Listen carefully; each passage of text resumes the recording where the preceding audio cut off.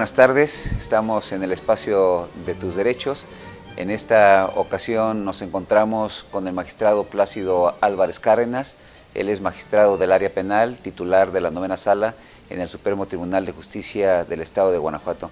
Magistrado, muy buenas tardes y muchas gracias por recibirnos en sus oficinas. No, al contrario, muy agradecido por esta visita.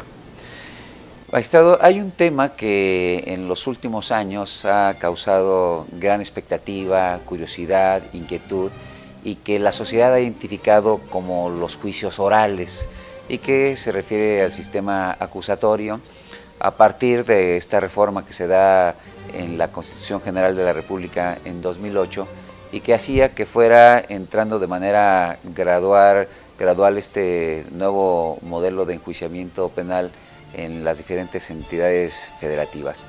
En Guanajuato se encuentra ya en funcionamiento en todo el territorio, pero me gustaría preguntarle, magistrado, ¿en qué consiste este proceso penal acusatorio que se identifica como juicios orales? Muy bien, es un nuevo esquema de procedimiento, es una forma distinta de hacer la investigación, una forma distinta de hacer el proceso, una forma distinta de defender. En realidad el esquema que teníamos anteriormente a este nuevo modelo era un esquema que ya la sociedad no podía tolerar. Era un esquema inquisitivo, un esquema en donde las reglas eran obscuras, era un proceso de puerta cerrada, en donde no se tenía pues por parte de la sociedad el conocimiento necesario para saber qué es lo que sucedía en los juicios, en los procesos. Con este nuevo esquema que aparece a partir de 2008 en la reforma constitucional, en realidad surge un esquema procesal penal con un corte distinto en donde la claridad es parte y es característica de este nuevo esquema. Esta claridad, esta transparencia implica una mayor apertura, implica que la gente tenga mayor posibilidad de tener acceso a los juicios. Claro, como lo comentó al inicio, es un denominado proceso acusatorio y oral. La oralidad implica también la necesidad de una publicidad. La publicidad es lo que da como característica esencial de este esquema la posibilidad de que la sociedad conozca qué es lo que sucede dentro de los procesos penales.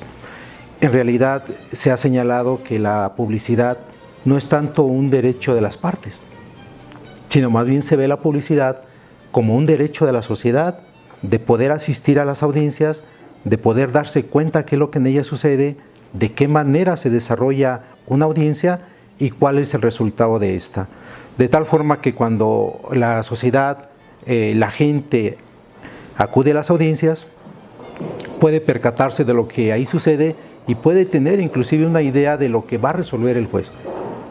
Hay ocasiones en que la gente, después del desarrollo de una audiencia, tiene una opinión anticipada y dice, bueno, va a condenar, va a absolver, porque se han percatado del desarrollo de esta audiencia. Y en ocasiones se puede predecir el resultado. Claro, el resultado final es del juzgador, pero lo importante es que quien acude a las audiencias puede saber qué es lo que iba a ocurrir y esto da claridad al asunto, ¿no? La publicidad supone entonces que el juez esté ahí presente de cara al público, actuando, decidiendo, pero que además esté el inculpado, la víctima, el agente del Ministerio Público, el defensor y el público, y todo el desarrollo de las audiencias pueda ser presenciado de manera abierta, de manera libre. Sí, desde luego, el nuevo proceso está revestido de una serie de principios que en la misma Constitución se señalan. Uno de ellos, tomando en cuenta lo que señala en la presencia de las partes y sobre todo la presencia del juez, es el principio de inmediación. Esto hace que en las audiencias sea obligada la presencia del juzgador en ellas. Alguien diría, bueno, pues que no es así. En realidad el sistema anterior hacía imposible que en todas las audiencias el juzgador estuviera presente. Y sin duda la presencia del juez en el desarrollo de una audiencia es importante. Es él quien va a resolver, es él quien debe darse cuenta de lo que sucede en las audiencias. Este era un error en el sistema tradicional, un defecto en el sistema tradicional, que el juzgador no siempre estaba presente en las audiencias. Ahora desde luego que es obligado. No podemos pensar en el desarrollo de una audiencia sin la presencia del juez. Pero además, efectivamente, no puede haber audiencia si no hay partes. O sea, ¿a quién escucha el juzgador? Las partes deben estar presentes, el juez escucha sus peticiones, escucha sus debates y resuelve. Pero todo esto puede ser presenciado por la sociedad, por el pueblo, por la gente que quiera presenciar este tipo de audiencias y darse cuenta qué es lo que en ellas sucede.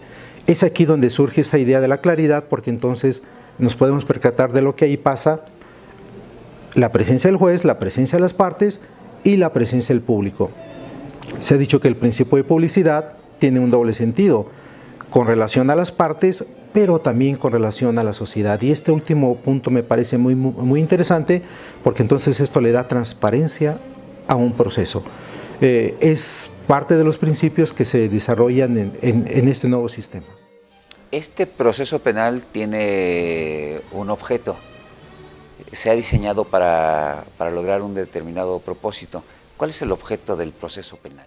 Bien, el objeto del proceso es esencialmente conocer los hechos. Yo siempre he dicho que en materia penal el tiempo que dedicamos a este trabajo ha sido un tema importante, el descubrimiento de los hechos. Como punto esencial es descubrir los hechos, qué fue lo que sucedió en ese evento, qué fue lo que pasó. Nos convertimos en investigadores de ese hecho, pero además pretendemos descubrir si ese hecho es delitoso, con un propósito, para proteger al inocente, para el efecto de que efectivamente la gente que acude como inculpado en un proceso no sea procesada de manera injusta.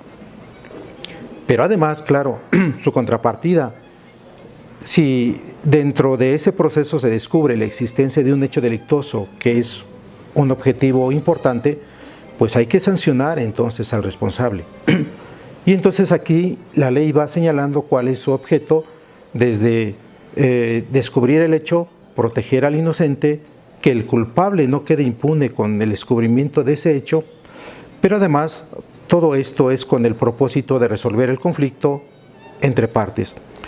El proceso tiene una finalidad ahora muy importante que no tenía el esquema tradicional, que también se intenta resolver este conflicto a través de soluciones alternas.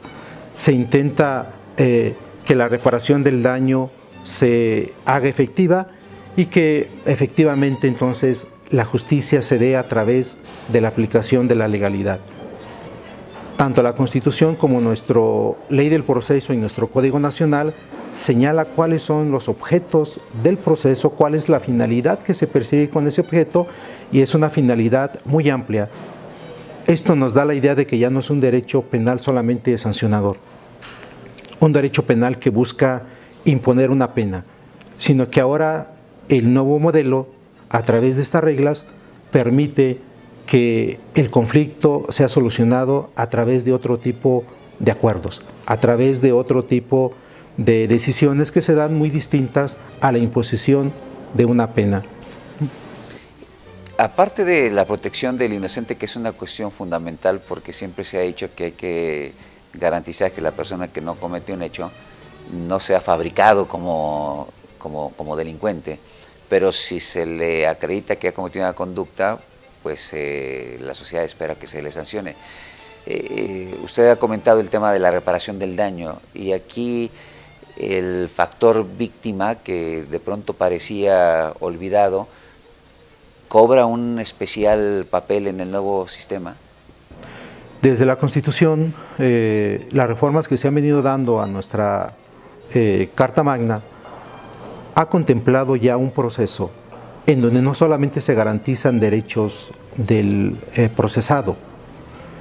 La Constitución ha considerado que también la víctima debe tener sus propios derechos, y prácticamente lo ha colocado al mismo nivel en número de derechos que el inculpado.